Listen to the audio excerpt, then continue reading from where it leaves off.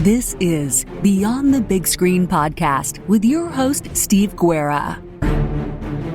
Thank you again for listening to the Beyond the Big Screen Podcast, where we talk about great movies and stories so great they should be movies.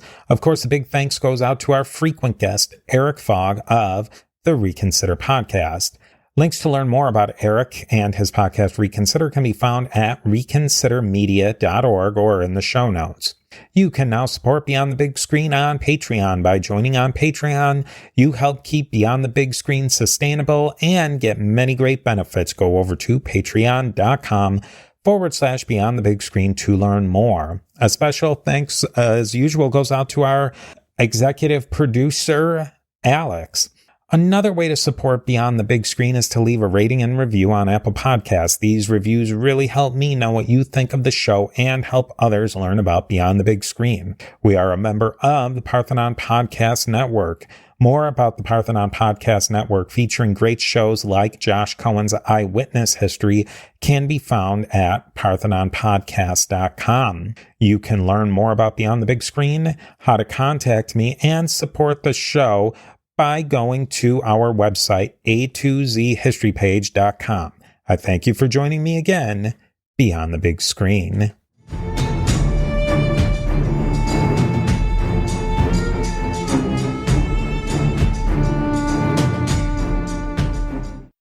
I'd like to welcome a person who I hope you are very familiar with, Erik Fogg of the Reconsider Podcast.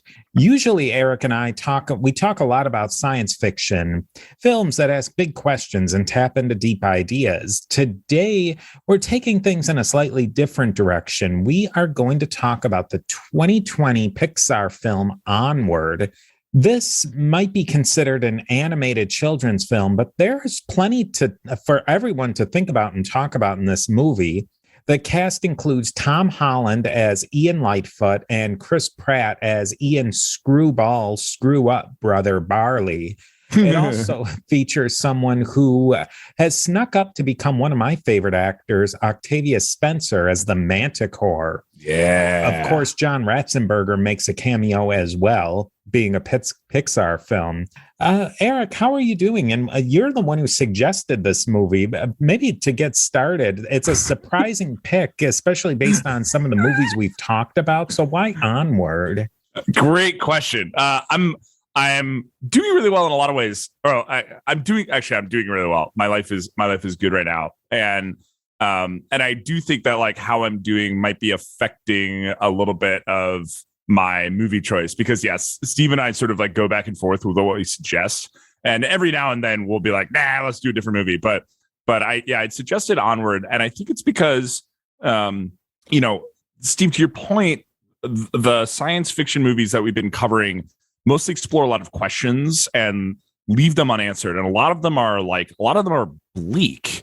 They leave implied answers. And a lot of the implied answers about humanity are bleak. And I think part of what's going on with me right now is I'm getting like, I think a lot of people are a little bit sick of the bleak. And I want to, I don't know. I think it's worth like reminding ourselves that there are like these really beautiful parts of humanity that aren't like just on the verge of falling apart all the time. Steve, if you look in my background, you'll see these three posters, and they're all about Voyager and the Explorer probe that we launched in the 70s. And one of the beautiful things about Voyager is we put a gold, not vinyl, but basically a vinyl disc made of gold because it's durable, on it with instructions for an alien to play it and like hear humans say hello and sing and heartbeat and whale song and dolphin song, and all this stuff. And it's basically our way of saying like, hello, we're from Earth. And like, it's probably going to be really hard to find us and get back to us. But we just wanted to let you know that like, one, you're not alone in the universe. And two, the people you share this universe with are like, I don't know if you think we're smart or not, but what really matters is that like we're curious and friendly and we want to say hi and we're like capable of loving each other and all that stuff. And so I do think there is some science fiction that is very optimistic, or some science. There's a lot in science and space and such that's very optimistic.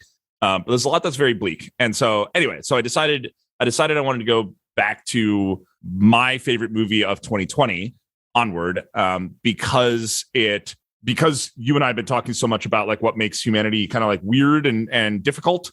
And I wanted to just dive really deeply into it's not quite comfort food, because I think it's got a little bit more to say than comfort food would. But it spoke to the eternal optimist in me. This movie, of any of the Pixar's, because I've seen most of them at this point, and I've seen endless kids movies, and there's maybe one or two that I've connected with in more of a level than just, oh, I'm watching a movie with my kids. I would say The Nut Job, and then this one, if you're not bawling at the end, and I am not a crier in a movie, and I'm at the end of this one, and I mean, I really have to control myself with it.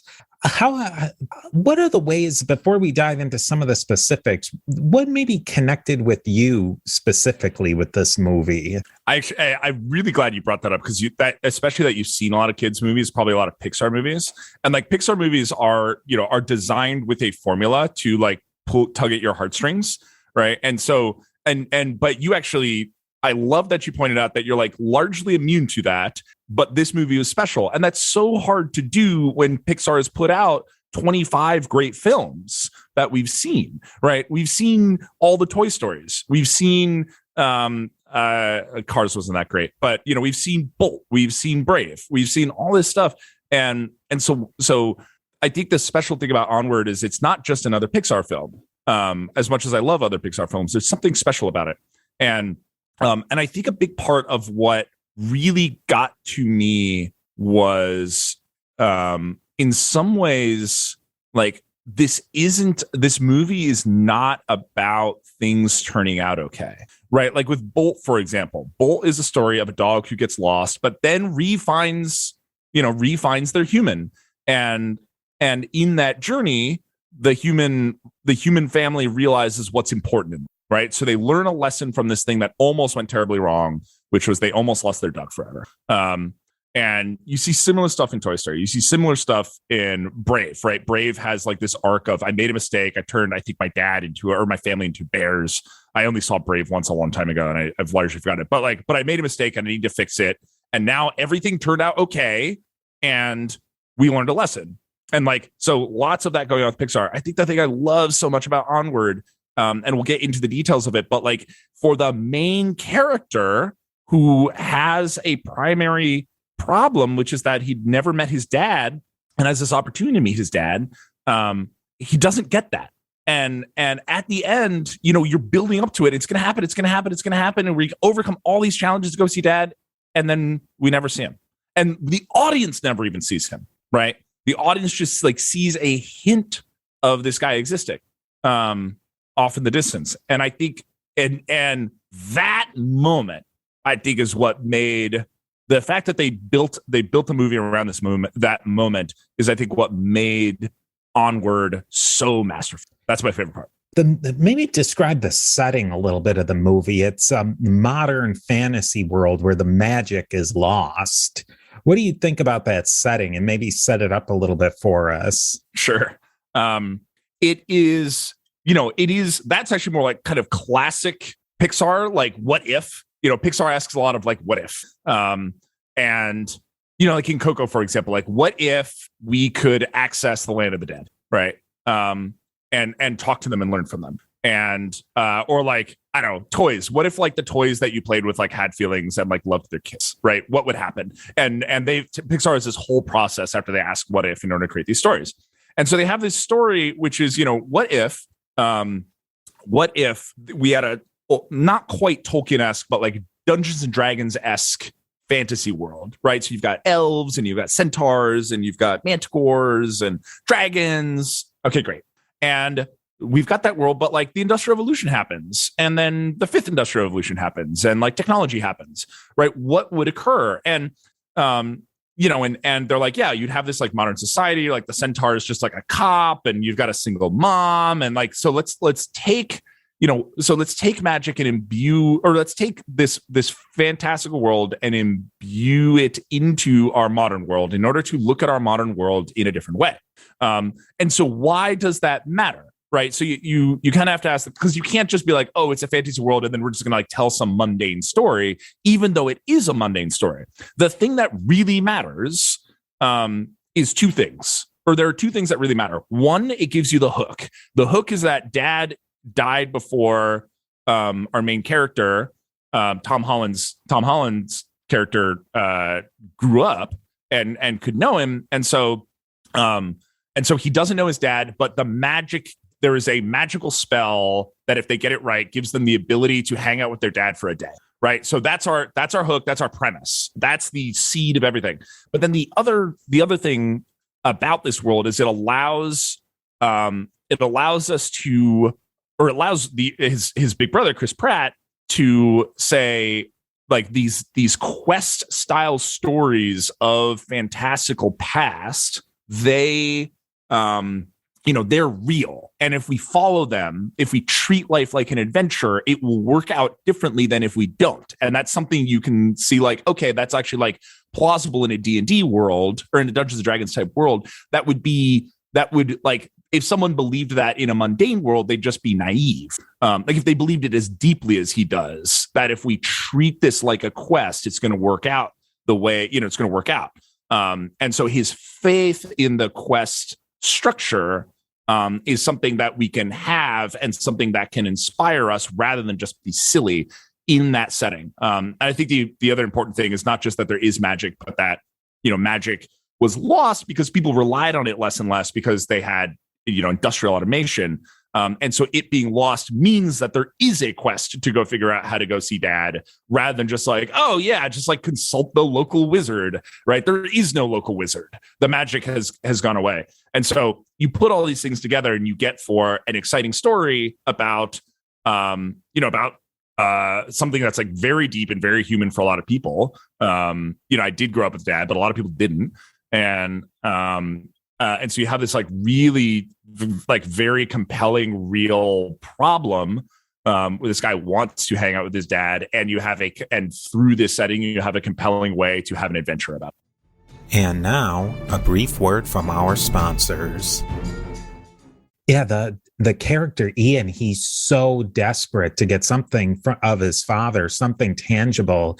He has a few different things. He has those video or audio tapes of his father that he listens to, that he's memorized by heart. And then he has a interaction at the restaurant, at a takeout restaurant, with somebody who knew his father, but he's just desperate. And his brother has just a little bit more than him. Barley's maybe 5 or 6. I don't think they say a date exactly, right. But he's old enough to remember something, but he's not old enough to really remember anything about the father. Right. So it's an exciting adventure for Barley as well, because Barley plans to Barley is excited about learning about his dad and getting to reconnect with them and show dad how he grew up.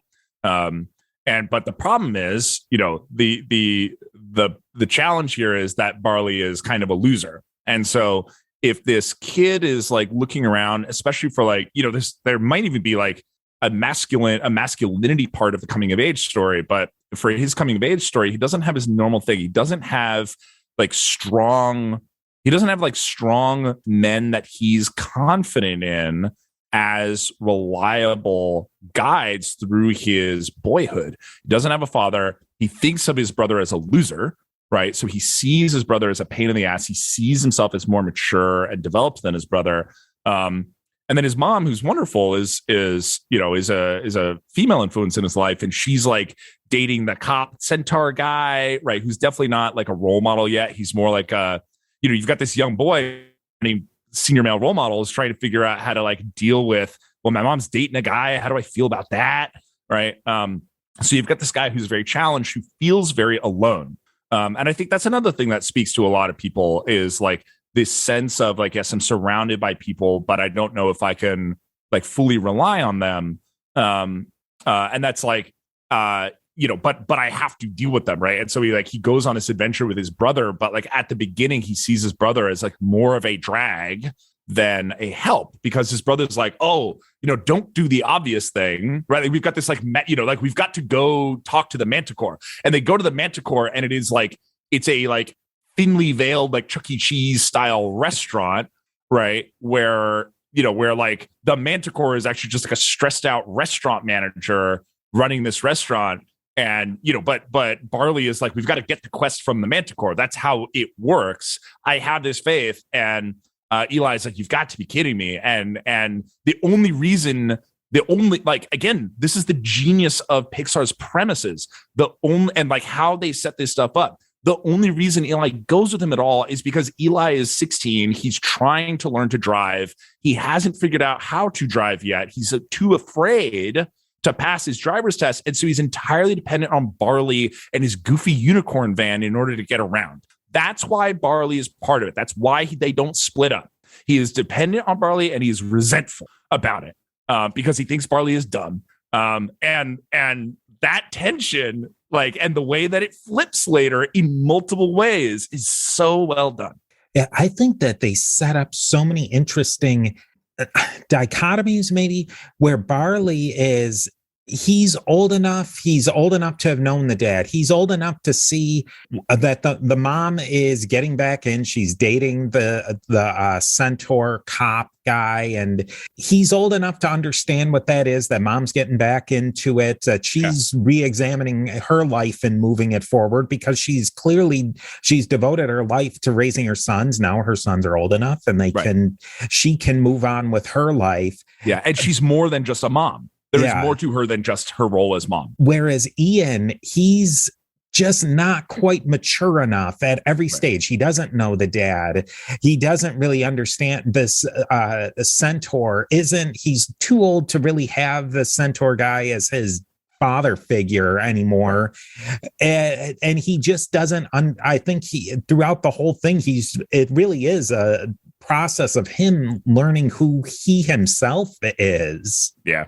Yeah, I think you're absolutely right. And so much and he seems to be, this is, Ian is a guy who is like stuck.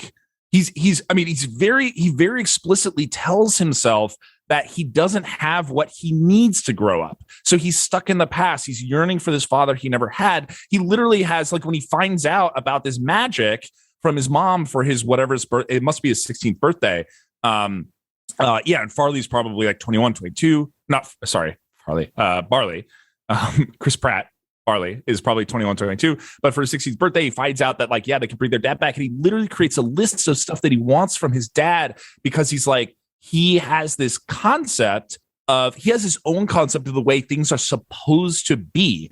And so he is not unlike his mom, who is stepping forward with her life, and Barley, who doesn't seem to be going anywhere, but seems fine with it. And of course, Ian resents that, or doesn't respect it.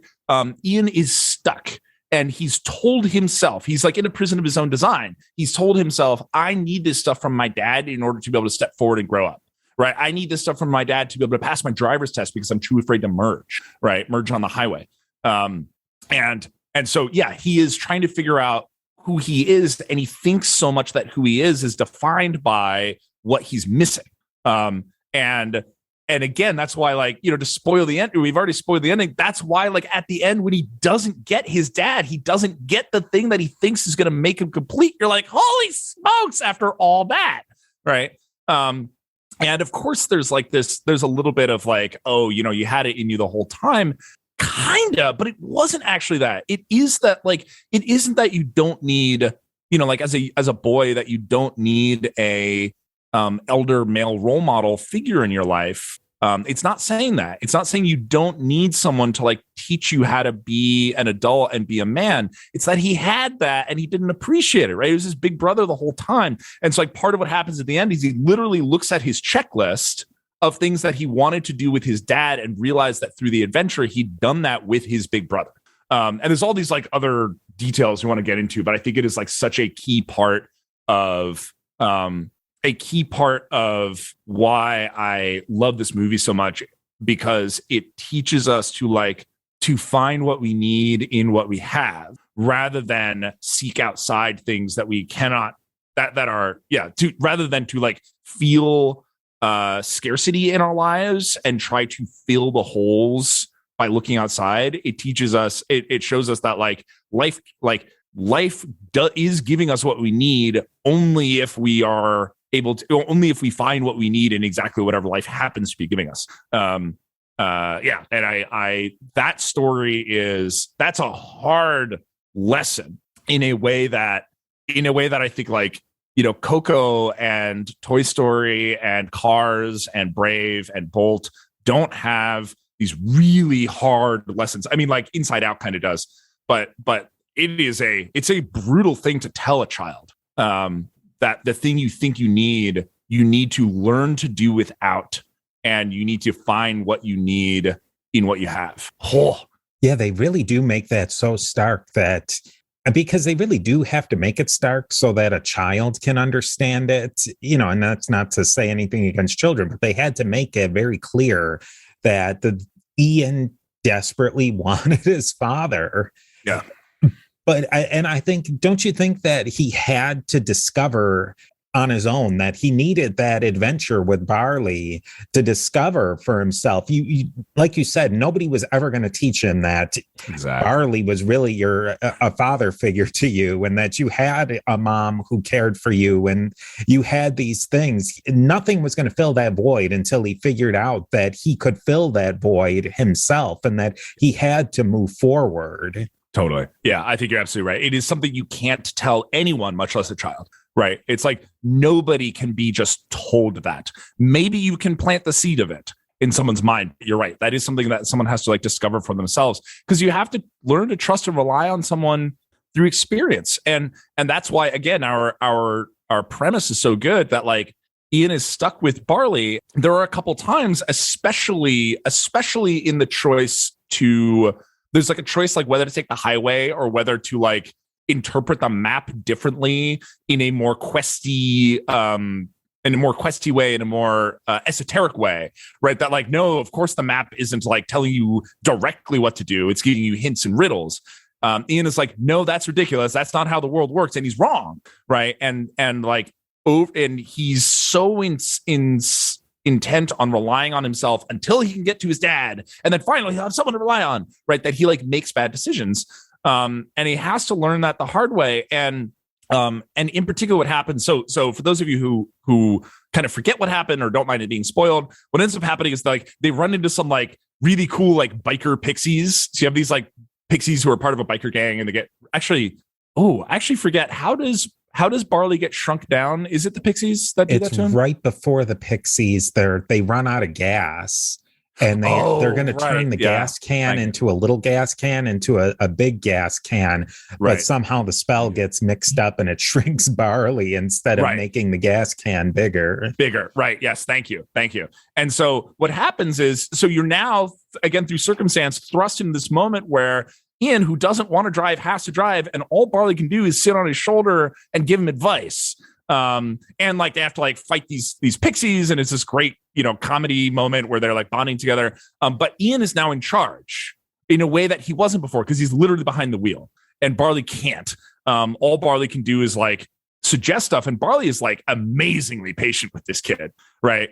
And part of it's Barley is very humble, and I think Barley also there is this moment where Barley has to grapple with the fact that Ian thinks he's a loser. That of course you do have to have that confrontation. That's very classic Pixar thing. That's the low of the movie. But the moment that you, this is the moment I started crying. It's when, because Ian insisted on interpreting the map his own way, they went a certain direction. The cops are chasing them as they finally get back on course, to they're off-roading with the van, this cool unicorn van. And the cops are chasing them, and the cops would not have been chasing them had they gone Barley's original direction. Barley has been unshrunk at this point, and with the cops coming to get them, they either have to decide to give up and turn themselves into the cops, or what Barley does in order to give his little brother the opportunity, because they're running out of time. Like, it's a race against time. It is this day that dad, because like the spell went wrong. So they tried to summon dad and they've only got dad's legs and they're running out of time because it's only 24 hours. And you have this deep tension. And what Barley decides to do is he decides to put a brick on the accelerator of the van and send the van as literally like as a missile, as a projectile to like a cliff to knock some rocks down and block the cops so they can get away. And he sacrifices the van and he just salutes it. And there's like in Barley, like there's no resentment. There's no hesitation because Barley knows what matters to him. Like his family and his love for his little brother are so much more important to him than what you thought was the most precious thing in the world to him, his van, right? That's like part of the way loser is he just like loves this van. And, but when it comes down to it, one of the things that Barley teaches us and teaches Ian is what's important in life, and it's your family, of course, and we see that in him not hesitating to do it. I am losing it at this point in the movie when he salutes the van and is playing the rock and roll music and it flies off, and they go to continue on foot to finish the journey. Oh, it was so cool. I think that Barley, everybody thinks he's a screw up because really by any traditional standards, he is a screw up. He probably doesn't work a great job. And when he's in his early 20s, he's probably old enough that he should be doing college or having some job of some sort, but he really doesn't. And we expect people to live on their own, not live with their parents. Yeah. And he doesn't fit any of those, but he really is. And I think that he matches well against the Manticore, who we'll get into. Barley does live life by his own standards, and he's got as much reason to feel like Ian. He was young when his father died. He didn't have the father figure. But he's found a way to be comfortable in his own skin, and he clearly is comfortable in what he's done with his life. It's a great point. Yeah, Barley, who also didn't have a father, his narrative for himself is not, I'm missing something. I'm missing something, right? What's interesting is Barley develops as well. It's not that Barley is fully formed. Barley is happy mostly. He does want the respect of his little brother, I think. But he's mostly happy. But like the way that Barley grows up is that he kind of realizes that his little brother does need that elderly father figure. And I think that's what forces his development, is when the chips are down and his little brother needs him, he steps up, and that's how he grows. It's not that he was doing that the whole time and Ian didn't notice, although Barley has been trying to teach Ian, has been trying to develop Ian. But Ian doesn't want to become Barley. And that's a valid choice as well. And I think that's part of why they have that tension. Part of why they have that tension early on is that Ian doesn't appreciate Barley, but also Barley doesn't really appreciate what Ian needs. And it's when he realizes what Ian needs and that he can and that he needs to support Ian and treat Ian like a partner, rather than just say oh no, I think we should do this instead. That Ian begins to trust him and rely on him. And we see Barley grow into the man that he can be. And later on, he's still got his van and he's still playing rock and roll, right? He's still a goofball, but he is he does seem to, he seems to develop. And it is not that he abandons his kind of goofy 20-something rock and roll loser ways. It's that I maybe I still have to think about what it is about him that's different. That there is a more mature version of him that is doing the same thing, but at least also embraces it, either his responsibility for his own life or something like that. But yeah, we see him grow as well, especially, and it's not so much a change in priorities. It's more of a just stepping into the man he needs to be as the moment needs him. I think too that the other people in their lives, the centaur cop, I don't even remember what his name was. He's in the movie a lot, but he doesn't. Yeah. And the mom and other people, I think they realize Barley's value at the end. Yeah. No, go ahead. Keep I like where you go with that. Yeah, I think, feeding off of what you had said, that he steps into his own maturity, but he also realized the other people around him. And I think that's a big part of, if everybody's always thinking, Barley's a screw up, Barley's a screw up.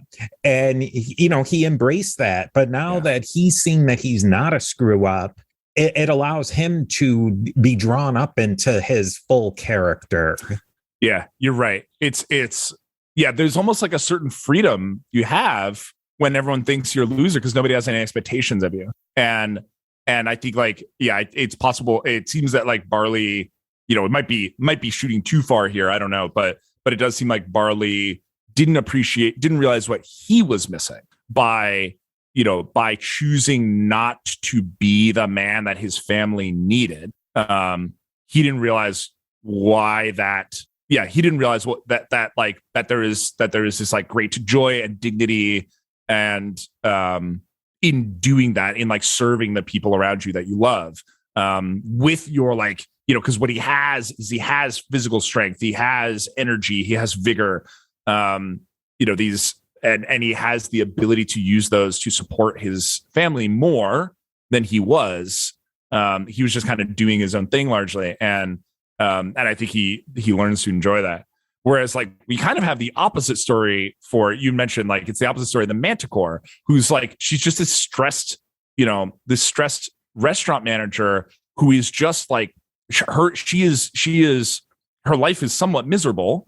And it's because she is doing what she feels like she has to do all that, right? She's living this like life of grim duty, which is also like kind of a very classic story of deciding to kind of live your best life. But I think there's something a little bit tied to her essence of who she is, right? I think that's another like kind of premise here, is that, humans seem to be these blank canvases that we can become anything, but she's a manticore, right? And one of the things Barley makes clear is like, she is like a big scary monster, and she is like meant to challenge people and like send them on quests. Like her like role in the world is to send people on quests that like develop them and teach them what they need to know and challenge them. And she's not doing that. And she's like very stressed, doing the wrong thing for her. And I don't know if I've like fully developed kind of how I understand that, but it isn't just a live your best life thing. There is this sense of like, she has a destiny that she is meant for. And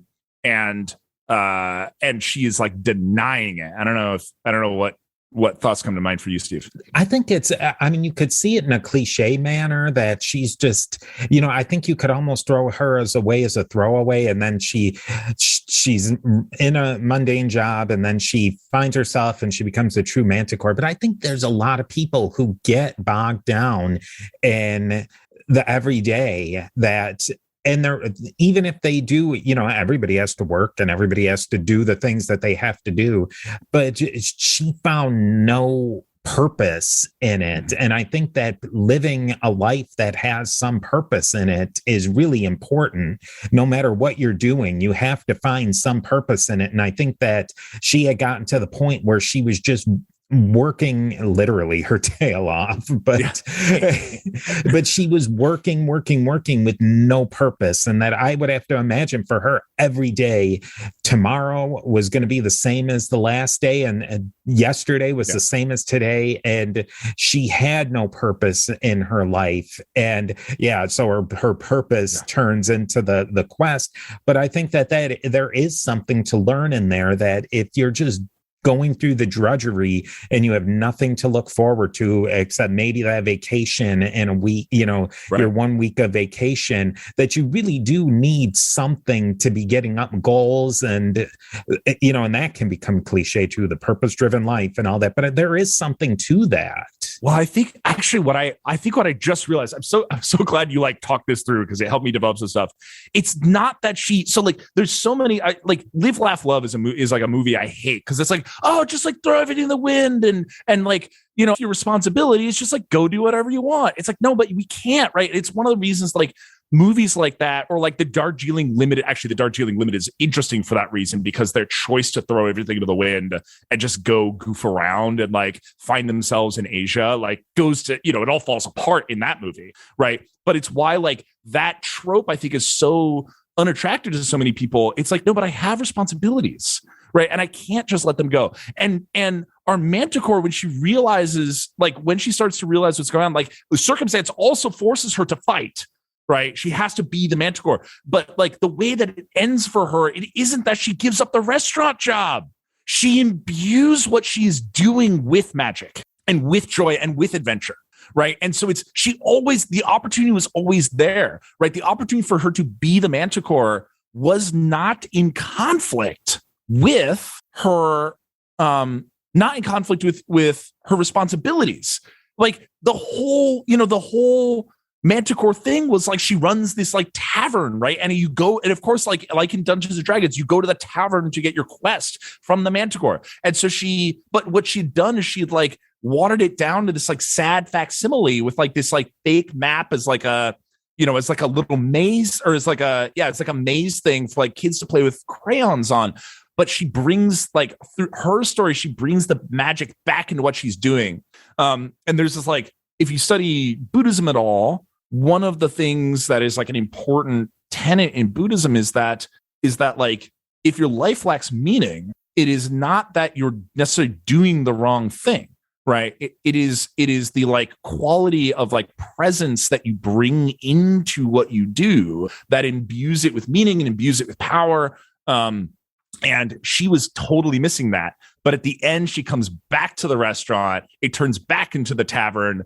And she by realizing who she was and committing to living as herself, she's able to make the restaurant much more beautiful, much more powerful. She loves it. She has fun with it, right? And it gives people, and it serves this like beautiful purpose in the world, right? Which is to give people their challenge, their quest, to help them grow and develop and become who they're meant to be. And I think that you just cracked it for me. That's why I love the Manticore's story so much. She doesn't let it all go. She doesn't just like say, walk away and say goodbye. Like she probably has kids too.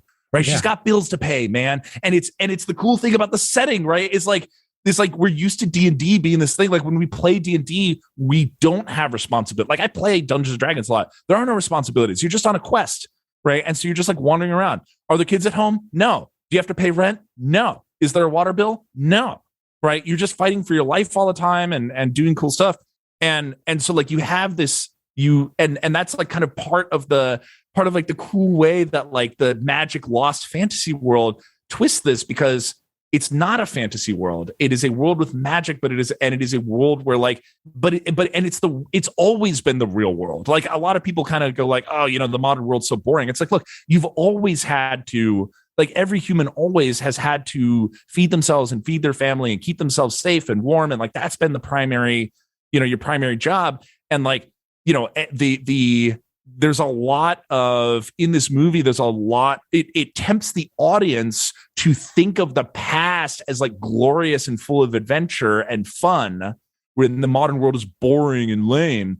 And it also in the same way that Ian has given into the temptation to thinking that like this thing in the past that's gone, his father is the thing that he needs to make his life full and magical. And what the Manticore learns, what Ian learns, is that you don't need the world to be different for you, right? That you can imbue the world, the life you live and the world around you with magic now. And I think that's cool.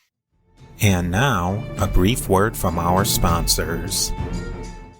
I think that is thinking it out now. That's the thing that the movie really hits, is that everybody was searching for that thing.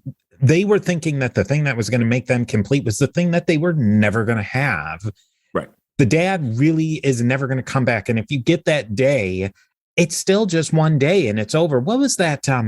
There was a play on Our Town where it was all the people, it was the dead people. I only watched it like one time, so I don't know all the details, but yeah.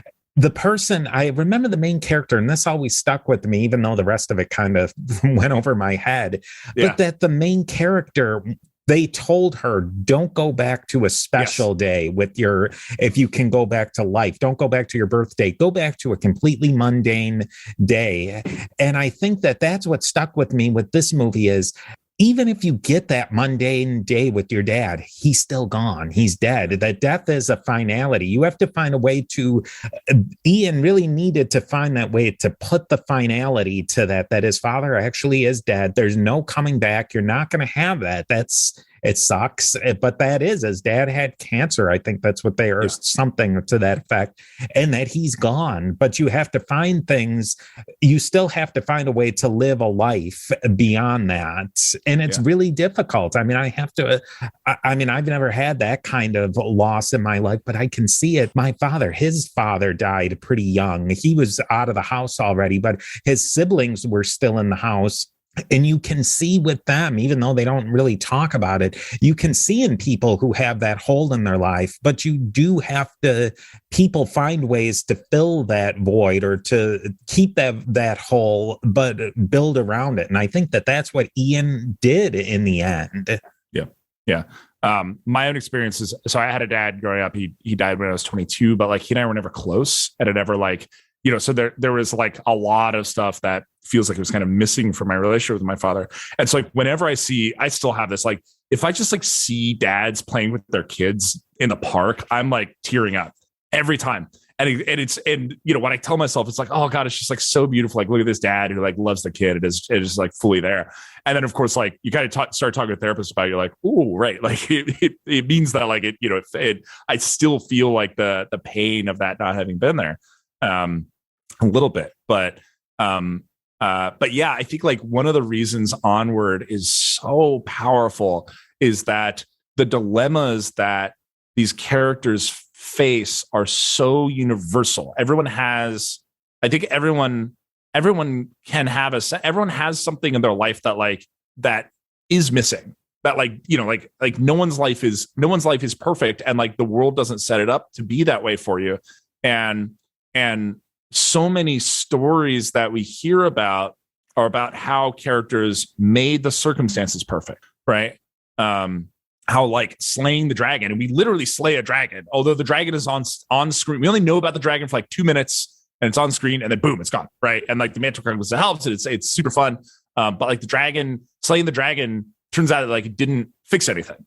And so many movies are about fixing situations, right? The situation is wrong. I mean, like, movies I love, right? Like John Wick, right? Like you got to kill everyone. Like you got to kill everyone, and then everything's okay, right? Or Mad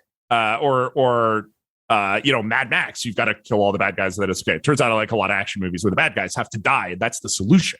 And there's no solution to this movie. There's no solution to this movie. And the adventure is people looking for the solution. And of course, this is a bit of a cliche, but like the adventure was the solution, because the adventure was what taught you to appreciate what you had and find what you need in what you had for Ian, and for you as Barley to step up into being the man that you need to be.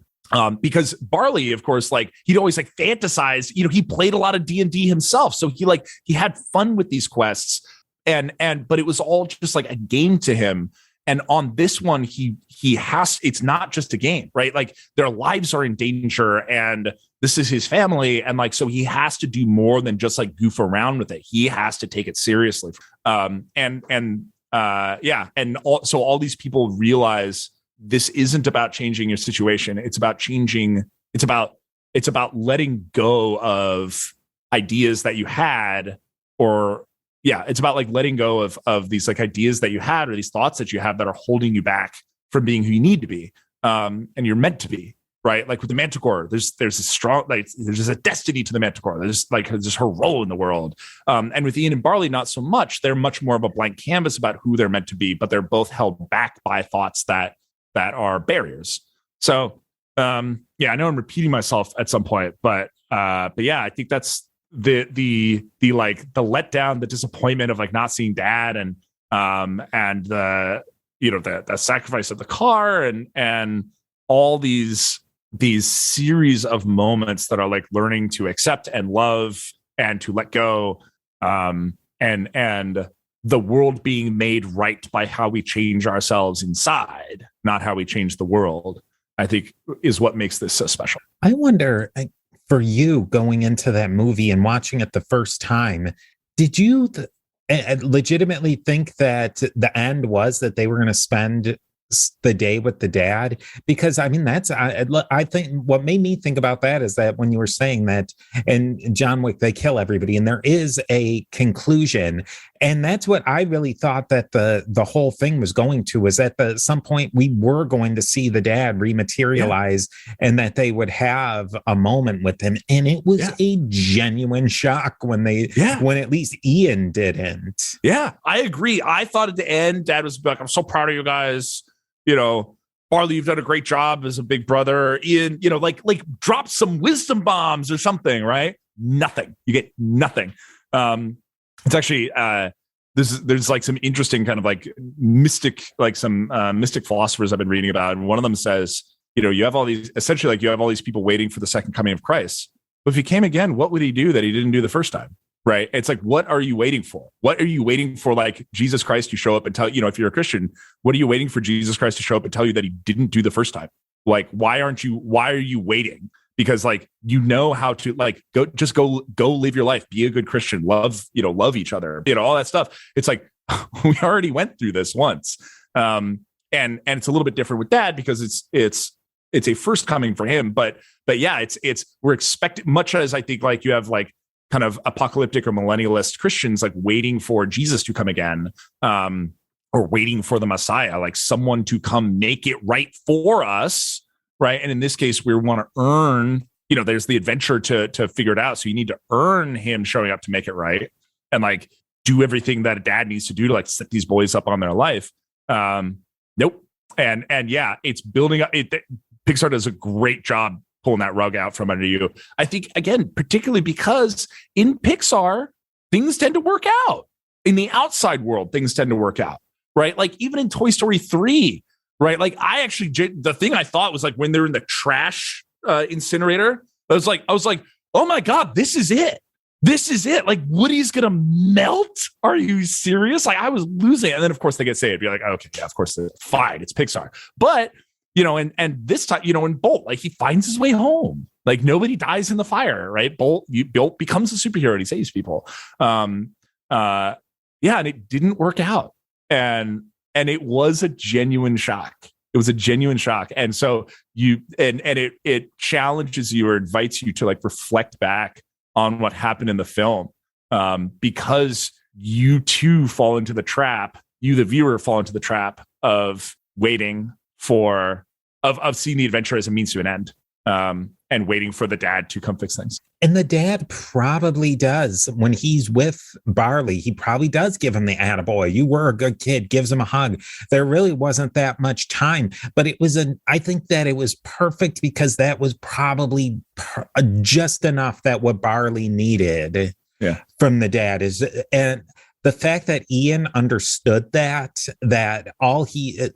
it was much more important for Barley to get that attaboy from his dad that he knew than for Ian. Really, what are you going to do? What's Ian going to really do with dad? And he's a stranger. Seconds. Yeah. He's literally a stranger. Right. Yeah. So dad couldn't get, there was nothing dad could give Ian. Yeah. Whereas, yeah, you're right. I think like, dad just saying like, hey son, I'm proud of how you grew up. Right. You know, I like, you know, looking out, see the dragon, like, you guys did that. Cool. You know, all that stuff. Yeah. You're right. It may have been what Barley needed to complete his transformation, and Ian needed to be let down. And then with Barley too, where they don't give a lot of background on Barley, but Barley does say how he was scared when the father was dying and that he held back when the father was dying. I can't remember what they said, how he framed it exactly, but you know, he was a young kid, and 5, 6, 7-year-old kid. He's terrified of what's happening, and he didn't go see the dad when the dad's on his deathbed, and he was terrified of it. But this gave him a chance to make that right, and the fact that Ian could understand that and give him that chance to make it right with the dad. That rounded off Barley too. Yeah. In realizing that it wasn't about him, or that it needed to not be about him in that moment, I think was an important part of his development. And and you know, you have that montage. It's almost like in Ratatouille, you know, when or the memory montage, right? Like, remember in Ratatouille when like the critic eats the ratatouille, he like remembers being a kid and it's like mom taking care of his knee. Oh God, that was good too, wasn't it? I love Pixar, but like when Ian's checking off the list and realizing his brother has given him everything he felt he needed, and he could depend on him, and that memory montage has, again, I think, so much to teach us that what we think we want, right? We're so dogged. It's a very human thing to be so dogged about what we think we want, because our brains are designed to want a few things, right? We're designed to want food and shelter and companionship. But then beyond that, like the ways that we want to develop that we the ways that we are have the opportunity to develop as humans, as more higher level creatures. Well, our brains are not equipped to just be able to be like, oh, like this is what you need, in the same way that like you need water right now. And so our brains like tendency to doggedly pursue something that we think we want is like very good for survival and like not very good for your development as a human, into your best self. And so that moment of that memory montage is how he lets that go and realizes not only that like Barley has given him what he felt like he needed from a father figure, but that Ian also had to be like an active member of making that happen, an active participant in making that happen, that you can't just passively hope that someone else is going to give that to you. I loved this movie because this movie, along with Coco and a very few others, because I find so many of these kids movies, they give the adults something fun to, maybe there's a connection. Like I had just watched Sing 2 with my kids, and it was fun. The songs were great. There was trying to recognize, that's somebody's voice, that's Matthew McConaughey's voice or whatever. But it really didn't, I don't think that it wasn't one of these things that it's, this is the inside joke that the adults will get, and then here's a movie that kids will love. I think that particularly Coco and then Onward, I think they're, in a lot of ways, they're prepping kids to think more deeply about media, be it books or film or whatever. And I think that's what made Onward and to a certain degree Coco special, and what stuck with me. And there's probably, I can think of maybe one or two other kids movies that really nailed that, to think more deeply and more critically. And it wasn't just, here's the kids portion, it's mostly just anodyne and nonsense, and then here's a throwaway to make the adults happy so that they have to sit there and spend $20 or whatever to sit in the movie theater. That this really was meant to make kids think more deeply and gave the adults a conversation starter with kids. Yeah. Well, I mean, I'm an adult. I feel like I learned something from it, right? Stuff that, or at least like so much of what we learn, I'm getting a little reconsider here, but like so much of what we learn is we have to learn over and over and over again. Like we have to be exposed to it in different ways. Like we often fool ourselves into thinking that like, oh, okay, the knowledge has been imbued to me and now I've got it. But we have to like examine it in different ways for it to really settle in for us. And, the idea of like, nobody's going to do it for you. And the idea of like, just doggedly pursuing what you think you want probably isn't going to solve your problem. Like those are things that are not new information, but this movie helps like teach it more deeply. Whereas I think it is like probably, these are new themes for children. They're themes for adults that most of us, myself included, have not mastered. I do want to, as we perhaps wrap up here, I do want to share like my favorite singular moment of the movie that I have actually used over and over and over again, for myself, for my friends, for my colleagues at work. It is when, we mentioned Ian was having trouble learning to drive. And so he wasn't even able to pass his driver's test, right? Very classic kids problem, but like not a hero's problem. And circumstance, of course, forces him into this moment where he has to do it.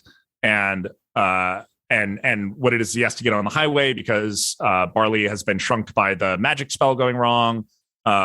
Oh God, we didn't even mention the rope thing and the invisible bridge and stuff like that. But, and the trust that they have to build and how that almost goes wrong and everyone dies. But and maybe we can in a sec, but Barley's on his shoulder, and Ian is like behind the wheel and he's shaking his head and he's closing his eyes. He's like, I can't do it. He's like, I'm not ready to merge into the highway traffic, which is very intimidating. And Barley, with his like little pipsqueak voice, he goes, you'll never be ready. Just do it. Right. And he's like screaming to his ear with this little pixie voice. And Ian just has to throw the wheel and make it happen. And it's one of the